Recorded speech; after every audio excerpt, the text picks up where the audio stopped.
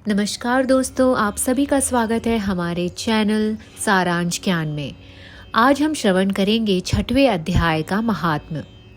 भगवान श्री कृष्ण कहते हैं, सुमुखी, अब मैं 6ठे अध्याय का महात्म्य बतलाता हूँ, जिसे सुनने वाले मनुष्यों के लिए मुक्ति करत लगत हो जाती है। गोदावरी नदी के तट पर प्रतिष्ठानपुर नामक एक विशाल नगर है, जहाँ मैं पिपलेश के नाम से विख्यात होकर रहता हूँ। उस नगर में जानश्रुति नामक एक राजा रहते थे, जो भूमंडल की प्रजा को अत्यंत प्रिय थे। उनका प्रताप मार्तंड मंडल के प्रचंड तेज के समान जान पड़ता था। प्रतिदिन होने वाले उनके यज्ञ के धुएं से नंदनवन के कल्प वृक्ष इस प्रकार काले पड़ गए थे, मानो राजा की असाधारण दानशीलता देखकर वे लज्जित हो गए हों। उनके यज्ञ में प्राप्त पुरोडाश के रसास्वादन में सदा आसक्त होने के कारण देवता लोग कभी प्रतिष्ठानपुर को छोड़कर बाहर नहीं जाते थे। उनके दान के समय छोड़े हुए जल की धारा प्रताप रूपी तेज और यज्ञ के धूमों से पुष्ट होकर मेघ ठीक समय पर वर्षा करते थे। उस राजा के शासन काल में खेती में होने वाले 6 प्रकार के उपद्रवों के लिए कहीं थोड़ा भी स्थान नहीं मिलता था और अच्छी नीतियों का सर्वत्र प्रसार होता था। वे बावली, कुएं, पोखरें खुदवाने के बहाने मानो प्रतिदिन पृथ्वी के भीतर की निधियों का अवलोकन करते थे। एक समय राजा के दान, तप, यज्ञ और प्रजा पालन से संतुष्ट होकर स्वर्ग के देवता उन्हें वर देने के लिए आए। वे कमल नाल के समान उज्जवल हंसों का रूप धारण कर अपने पंख हिलाते हुए आकाश मार्ग से चलने लगे। बड़ी उतावली के साथ उड़ते हुए वे सभी हंस परस्पर बातचीत भी करते जाते थे। उनमें से भद्राक्ष आदि 2-3 हंस वेग से उड़कर आगे निकल गए। तब पीछे वाले हंसों ने आगे जाने वालों को संबोधित करके कहा, अरे भाई भद्राक्ष, तुम लोग वेग से चलकर आगे क्यों हो गए? यह मार्ग बड़ा दुर्गम है, हम सबको साथ मिलकर चलना चाहिए। क्या तुम्हें दिखाई नहीं देता? यह हमारे सामने ही पुण्य मूर्ति महाराज जानश्रुति का तेज पुंज अत्यंत स्पष्ट रूप से प्रकाशमान हो रहा है। उस तेज से भस्म होने की आशंका है, अतः सावधान होकर चलना चाहिए। पीछे वालों हंसों के ये वचन सुनकर आगे वाले हंस हंस पड़े और उच्च स्वर से उनकी बातों की अवहेलना करते हुए कहे, अरे भाई, क्या इस राजा जानश्रुति का तेज ब्रह्मवादी महात्मा रैक्व के तेज से अधिक तीव्र है? हंसों की ये बातें सुनकर राजा जानश्रुति अपने ऊंचे महल की छत से उतर गए और सुखपूर्वक आसन पर विराजमान हो अपने सारथी को बुलाकर बोले, जाओ महात्मा, रैक्व को यहाँ ले आओ। राजा का यह अमृत के समान वचन सुनकर वह मेह नामक सारथी प्रसन्नता प्रकट करता हुआ नगर से बाहर निकला। सबसे पहले उसने मुक्तिदायिनी काशीपुरा की यात्रा की, जहाँ जगत के स्वामी भगवान विश्वनाथ मनुष्यों को उपदेश दिया करते हैं। उसके बाद वह गया क्षेत्र में पहुंचा, जहाँ प्रफुल्ल नेत्रों वाले भगवान गदाधर संपूर्ण लोकों का उद्धार करने के लिए निवास करते हैं। तदंतर नाना तीर्थों में भ्रमण करता हुआ सारथी पापनाशिनी मथुरापुरी में गया। यह भगवान श्री कृष्ण का आदि स्थान है, जो परम महान तथा मोक्ष प्रदान कराने वाला है।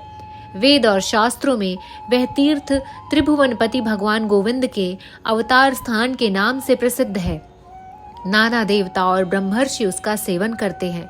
मथुरा नगर कालिंदी यमुना नदी के शोभा पाता है। उसकी आकृति अर्धचंद्र के समान प्रतीत होती है।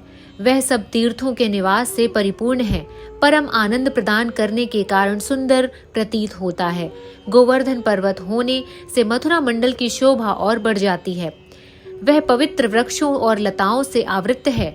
उसमें 12 वन। वह परम पुण्यमय था। सबको विश्राम देने वाले श्रुतियों के सारभूत भगवान श्री कृष्ण की आधार भूमि है। तत्पश्चात मथुरा से पश्चिम और उत्तर दिशा की ओर बहुत दूर तक जाने पर सारथी को कश्मीर नामक जगह नगर दिखाई पड़ता है, जहाँ शंख के समान उज्जवल गगनचुंबी महलों की पंक्तियां भगवान शंकर के अट्टहास की शोभा पाती है, जहाँ ब्राह्मणों के शास्त्रीय आलाप सुनकर मूक मनुष्य भी सुंदर वाणी और पर्दों का उच्चारण करने लगते हैं।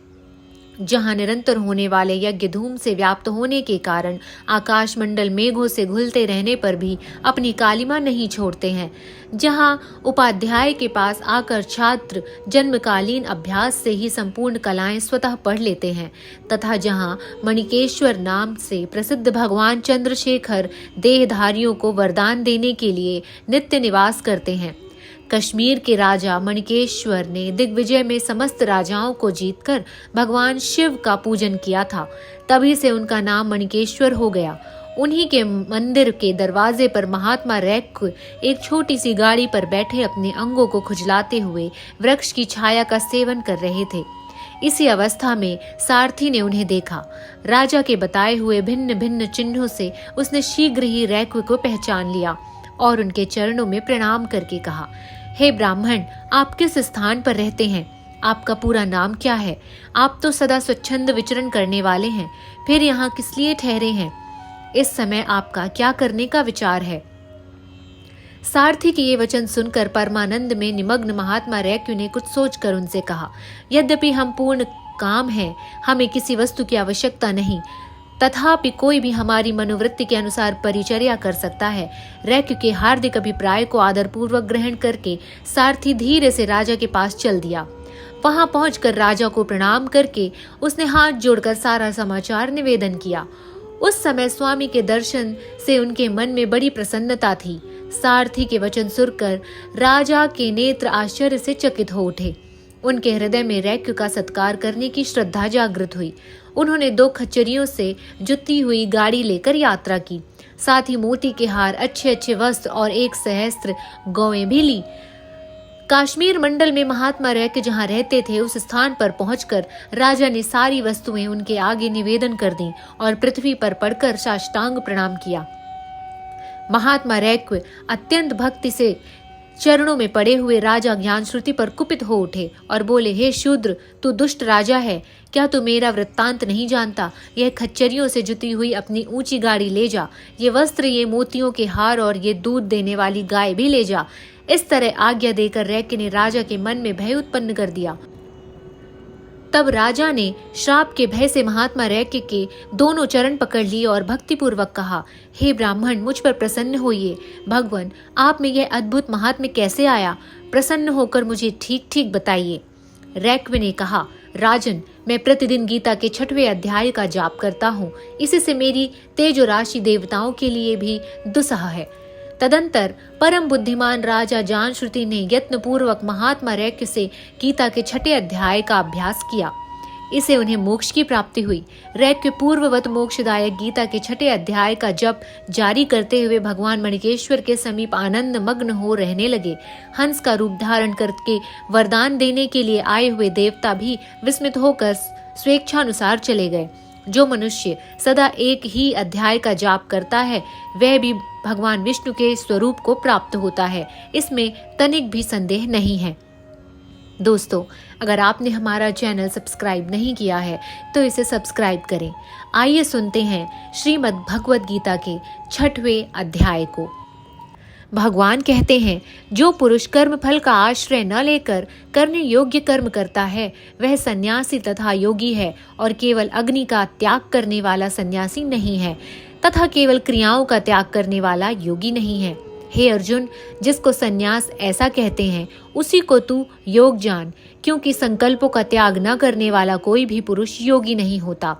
योग में आरूढ़ होने की इच्छा वाले मननशील पुरुष के लिए योग की प्राप्ति में निष्काम भाव से कर्म करना ही हेतु कहा जाता है, और योगारूढ़ हो जाने पर उस योगारूढ़ पुरुष का जो सर्व संकल्पों का अभाव है वही कल्याण में हेतु कहा जाता है।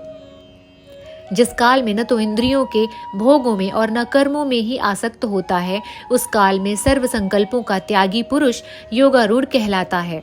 अपने द्वारा अपना संसार समुद्र के उद्धार करें और अपने को अधोगति में न डालें, क्योंकि यह मनुष्य आप ही तो अपना मित्र है और आप ही अपना शत्रु है। जिस जीवात्मा द्वारा मन और इंद्रियों सहित शरीर जीता हुआ है उस जीवात्मा का तो वह आप ही मित्र है, और जिसके द्वारा मन तथा इंद्रियों सहित शरीर नहीं जीता गया उसके लिए वह आप ही शत्रु के सदस्य शत्रुता में बरतता है।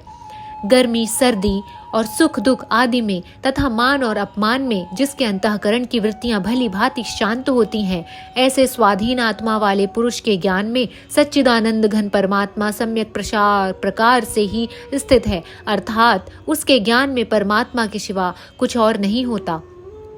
जिसका अंतःकरण ज्ञान विज्ञान से तृप्त है, जिसकी स्थिति विकार रहित है, जिसकी इंद्रियां भली भांति जीती हुई हैं और जिसके लिए मिट्टी पत्थर और स्वर्ण समान है, वह योगी युक्त अर्थात भगवत प्राप्त है, ऐसा कहा जाता है।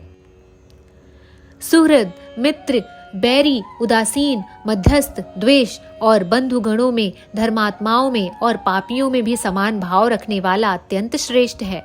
मन और इंद्रियों सहित शरीर को वश में करने वाला आशा रहित और संग्रह रहित योगी अकेला ही एकांत स्थान में स्थित होकर आत्मा को निरंतर परमात्मा लगावे।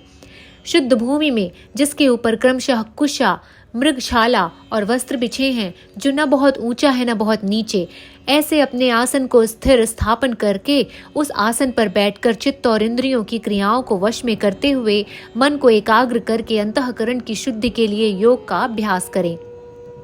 काया, सिर और गले को समान और अचल धारण करके स्थिर होकर अपनी नासिकाओं के अग्रभाग पर दृष्टि जमाकर अन्य दिशाओं को न देखता हुआ ब्रह्मचारी के व्रत में स्थित भय रहित तथा भली भांति शांत अंतःकरण वाला सावधान योगी मन को रोककर मुझ में चित्त वाला और मेरे परायण होकर स्थित हो।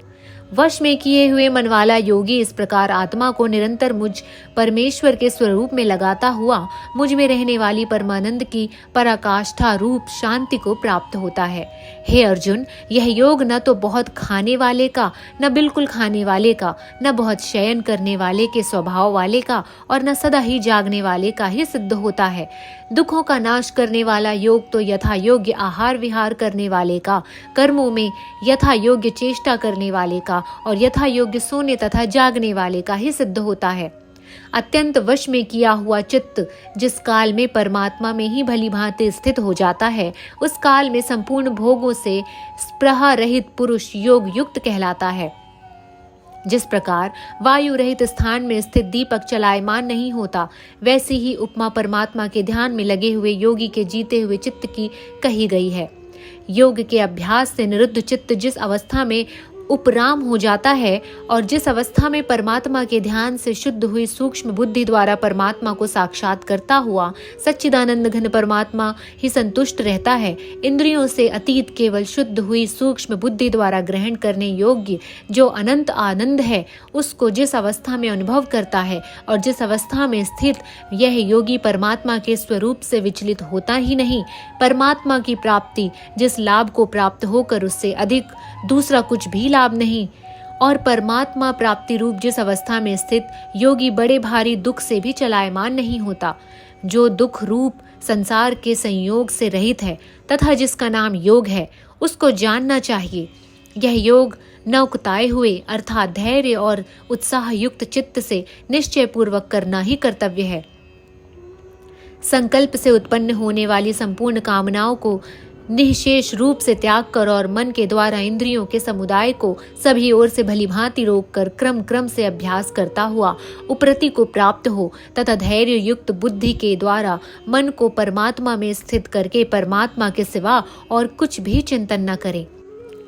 यह स्थिर न रहने वाला और चंचल मन जिस जिस शब्दादि विषय के निमित्त से संसार में विचरता है, उस विषय से रोककर यानी हटाकर इसे बार बार परमात्मा में ही निरुद्ध करें। क्योंकि जिसका मन भली प्रकार शांत है, जो पाप से रहित है और जिसका रजोगुण शांत हो गया है, ऐसे इस सच्चिदानंद घन ब्रह्म के साथ एक ही भाव हुए योगी को उत्तम आनंद प्राप्त होता है। वह पाप रहित योगी इस प्रकार निरंतर आत्मा को परमात्मा में लगाता हुआ सुखपूर्वक पर ब्रह्म परमात्मा की प्राप्ति रूप अनंत आनंद का अनुभव करता है। सर्वव्यापी अनंत चेतन में एक ही भाव से स्थिति रूप योग से युक्त आत्मा वाला तथा सब में संभाव से देखने वाला योगी आत्मा को संपूर्ण भूतों में स्थित और संपूर्ण भूतों में आत्मा में कल्पित देखता है। जो पुरुष संपूर्ण भूतों में सबके आत्म रूप मुझ वासुदेव को ही व्यापक देखता है और संपूर्ण भूतों को मुझ वासुदेव के अंतर्गत देखता है, उसके लिए मैं अदृश्य नहीं होता और वह मेरे लिए अदृश्य नहीं होता। जो पुरुष एक ही भाव में स्थित होकर संपूर्ण भूतों में आत्मरूप में स्थित मुझ सच्चिदानंद घन वसुदेव को भजता है, वह योगी सब प्रकार से बरतता हुआ भी मुझ में ही बरतता है। हे अर्जुन, जो योगी अपनी भांति संपूर्ण भूतों में सम देखता है और सुख तथा दुख को भी सब में सम देखता है, वह योगी परम श्रेष्ठ माना जाता है। अर्जुन कहते हैं, हे मधुसूदन, जो यह योग आपने संभाव से कहा, मन के चंचल होने से मैं इसकी नित्य स्थिति को नहीं देखता, क्योंकि हे कृष्ण, यह मन बड़ा चंचल प्रमथन स्वभाव वाला, बड़ा दृढ़ और बलवान है। इसका उसका वश में करना मैं वायु को रोकने की भांति अत्यंत दुष्कर मानता हूँ। श्री कृष्ण कहते हैं, हे महाबाहु, निसंदेह मन चंचल और कठिनता से वश में होने वाला है, परंतु हे कुंती पुत्र, यह अभ्यास और वैराग्य से वश में होता है। जिसका मन वश में किया हुआ नहीं है, ऐसे पुरुष द्वारा योग दुष्प्राय है, और वश में किए हुए मन वाले प्रयत्नशील पुरुष द्वारा साधन से उसका प्राप्त होना सहज है। यह मेरा मत है। अर्जुन कहते हैं, हे कृष्ण, जो योग में श्रद्धा रखने वाला है किंतु संयमी नहीं है, इस कारण जिसका मन अंत काल में योग से विचलित हो गया है, ऐसा साधक योग की सिद्धि को अर्थात भगवत साक्षात्कार को न प्राप्त होकर किस गति को प्राप्त होता है? हे महाबाहु, क्या वह भगवत प्राप्ति के मार्ग में मोहित और आश्रय रहित पुरुष छिन्न भिन्न बादल की भांति दोनों ओर से भ्रष्ट होकर नष्ट नहीं हो जाता? श्री कृष्ण, मेरे इस संशय को संपूर्ण रूप से छेदन करने के लिए आप ही योग्य हैं, क्योंकि आपके सिवा दूसरा इस संशय का छेदन करने वाला मिलना असंभव है। श्री कृष्ण कहते हैं, हे पार्थ, उस पुरुष का न तो इस लोक में नाश होता है न परलोक में, क्योंकि हे प्यारे, आत्मोद्धार के लिए अर्थात भगवत प्राप्ति के लिए कर्म करने वाला कोई भी मनुष्य दुर्गति को प्राप्त नहीं होता है।